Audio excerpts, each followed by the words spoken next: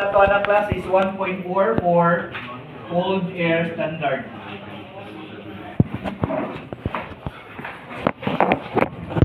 Required is the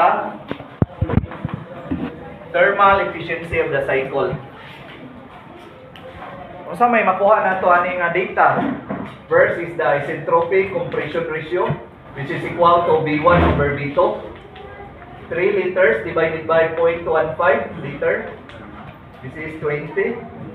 And RC, V3 over V2 equal to 0.3 liter, 0.15 liter equal to 2. Thermal efficiency equals 1 minus RC raised to the power K minus 1 divided by RK raised to the power K minus 1 times K times RC minus 1.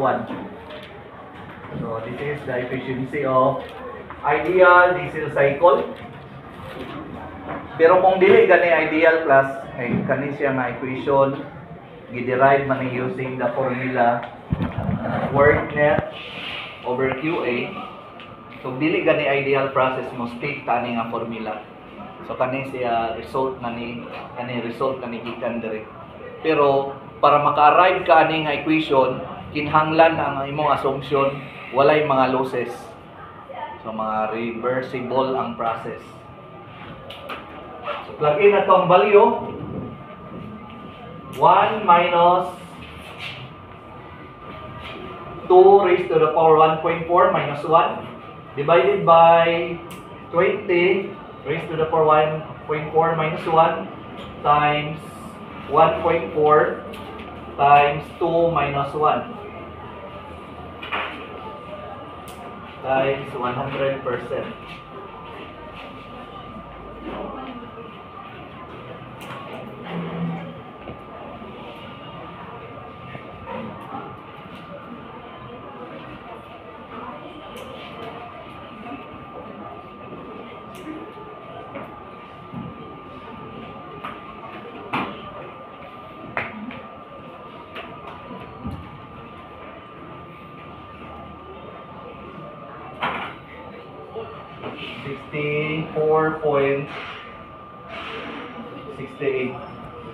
%.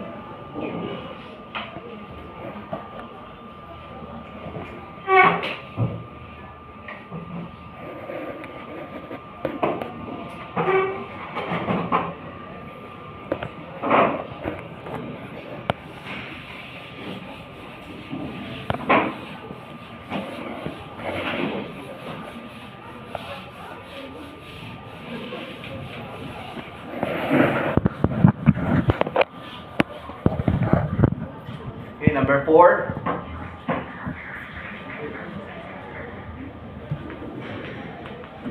Given ang K 1.33, RK 15, cut-off ratio 2.1, pressure 1, 97.9 kilopascal absolute. Then required pressure 2 and the mean effective pressure. So ang gamit ko na to para ma-obtain ang P2 using the relation P2 over P1 equals V1 over V2 raised to the power K. This is for isentropic process, or equal to RK raised to the power K. So ang P2 equals P1, RK raised to the power K equals 97.9 kilopascal multiplied by RK, 15 raised to the power 1.4. 1.33 sa P. 1.33. May given 7.9 times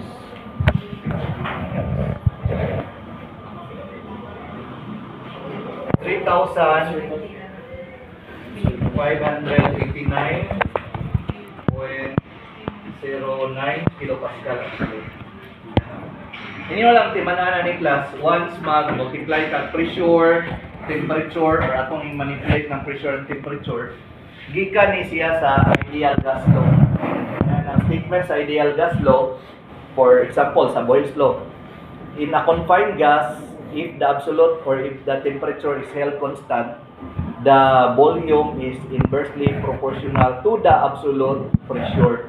So, absolute ang atong gamiton na value. For example, sa Charles law, if the volume is held constant, the absolute temperature is directly proportional to the absolute pressure. So, mga absolute ang atong panggamiton nga value or mao nang gitawag og mga true value. Next is the mean effective pressure. Sa formula sa mean effective pressure equal to the unsa day pasabot ang mean effective pressure class.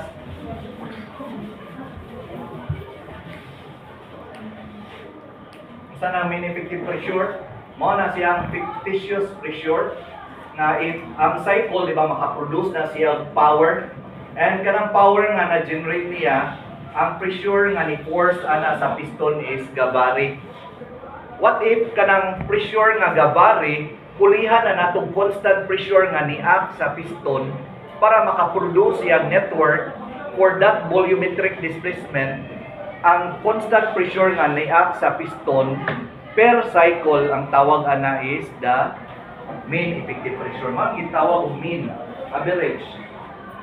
So ang mean effective pressure equals work net over volumetric displacement. This is equal to QA minus QR B1 minus B2.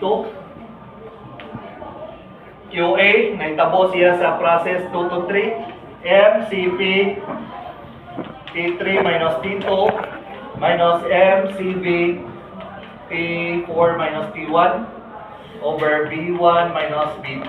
So daghan ang pagi sa pag-solve.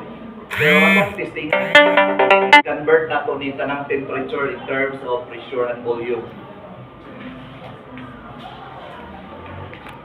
First, CP. Atong pulihan ang CP by CP is just equal to KR over K minus 1.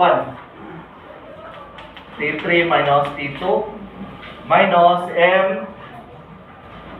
Ang CB is R over K minus 1. T4 minus T1 divided by B1 minus B2. Atong ilahi ng K over K minus 1 para maka-form tag MR T3, MR T2. Unsa ganinang MR T3 or MRT? So mo na siya ang common or famous na equation of state for ideal gas. PB equals MRT. So ang MRT3 equal na siya sa P3B3, MRT2 equals P2B2. K over K minus 1, MRT3, P3B3, MRT2, P2B2, minus 1 over K minus 1, MRT4, P4B4, minus P1B1 over B1 minus B2. For diesel cycle, ang pareha na class is P3 equals P2, while ang V3 over V2 equals RC, or V3 equals RC times V2. Also, ang V4 equals V1. So, ang nabili na lang is kaning P4. Saan man nato pagkuha ng P4? So, from P4 over P3 equals V3 over V4 raised to the power K, or this is equal to 1 over V3, 1 over V4 over V3 raised to the power K, equal to 1 over RE raised to the power K.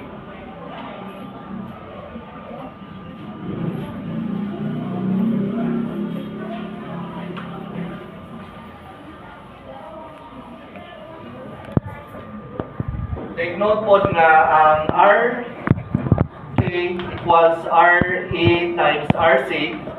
So ang RA equals RK over RC. So P4 equals P3 times over RA raised to the power K, or equal to P3 over RK raised to the power K over RC raised to the power K, or equal to RC raised to the power K P3 RK raised to the power K. Also ang P3 equals P2, so P2 RC raised to the power K RK raised to the power K. So i-plug in na to ang mga bagong values. MEP equals 1 over K minus 1 times K P2. Then ang B3 is RC B2. So factor out ng B2. RC minus 1 minus ang B4 of B1 equal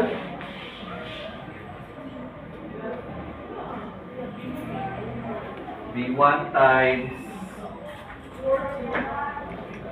P4 is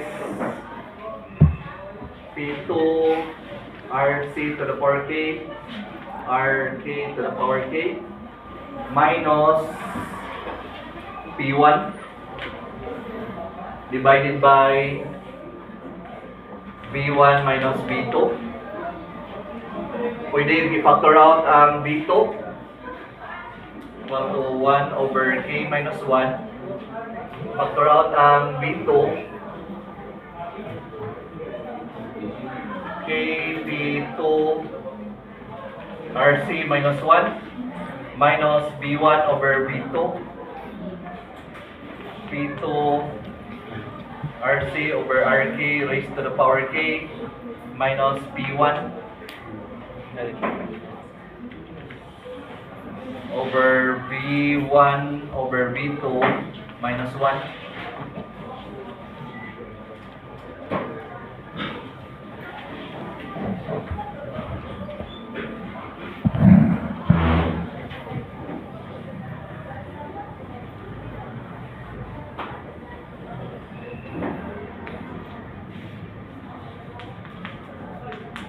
Net equals 1 over K minus 1 times K P2 RC minus 1 minus RK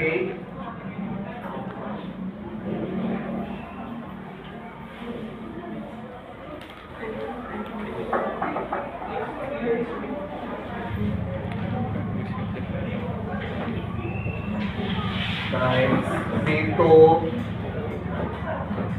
RC over RK raised to the power K minus P1 divided by RK minus 1. Ano yung formula? I-try lang nyo plug in ang mga values na may P2, na may P1, na may RC, RK, and using K equals 1.33, then masolve na itong MEP. In kilopascal ang answer. Ang MEP class is dili absolute kung dili difference na siya. So, dili ni bobutangan o kilopascal absolute. KPA ra yun.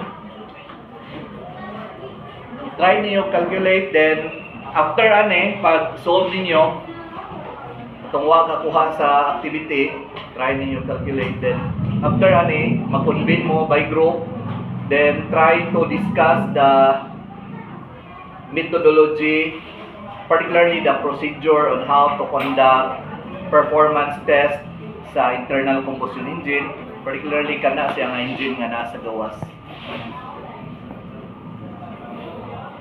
unsa may inyong